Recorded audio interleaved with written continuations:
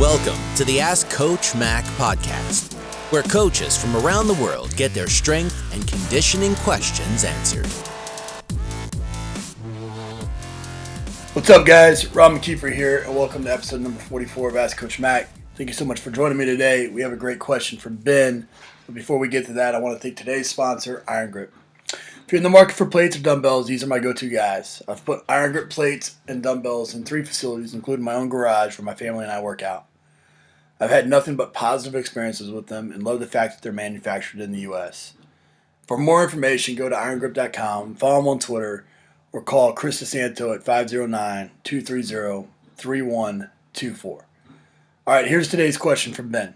My name is Ben McConnell from Danville, Pennsylvania. My question for Coach Mac is, how do you implement plyometrics into a full-year training program? Ben, thanks for your question. And teaching plyometrics in a team setting is very much like, teaching a class. If you're an 8th grade teacher or a high school teacher or whatever it may be, each year you've got a different melting pot of athletes coming in that have a wide range of experiences, and the reality is this, is that with NCAA rules, you only have X number of hours that you can work with your athletes, and your time can only go so far when you're dealing with multiple teams. And so oftentimes you have to set up a program that is going to be progressive and regressive in the same sense for each athlete,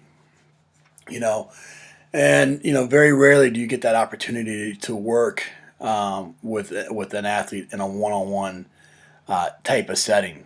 And so our program, we really don't separate people out. We really don't have a 4-year plan for plyometric training. We're going to pretty much go through all of our progressions throughout the year, and then if we need to regress an athlete in a specific situation, we do so. And so, just real basic outlines is we're always going to go from double leg to single leg.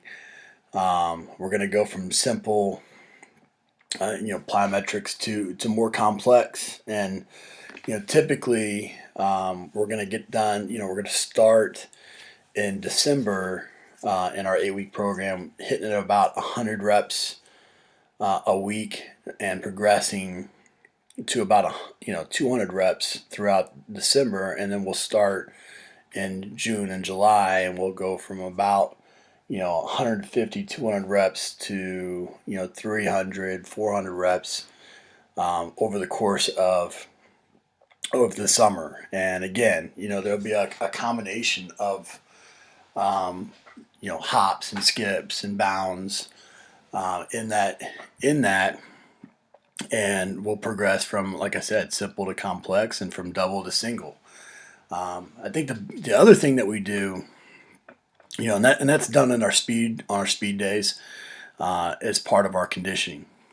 The other thing we'll do is we'll build in total, during the total body segment of our list, we kind of go with a block system where we're going on upper, total, lower. And in our 4th and 5th tiers, when we're talking total body or even upper body and lower body, we'll build in some deceleration training, some drop, depth jumps, just some lands and things like that. We'll build that into our training program along with some ballistic movements. Obviously the Olympic lifts, we'll do weighted plyometrics, resistance jumps, and things like that as part of our lifting program.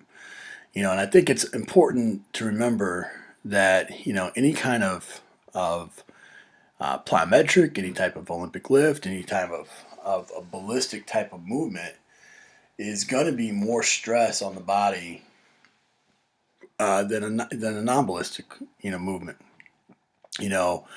Obviously, taking into consideration external load and things along those lines. And so you just got to make sure that you're accounting for the stress that you're programming in with all the other factors, speed and power, balance and coordination, kinesthetic awareness and skill acquisition and all those things. You got to keep all that in mind. And so, so to answer your question, I think it's tough to do it in a 4-year cycle. I think there's obvious progressions that you want to, work through.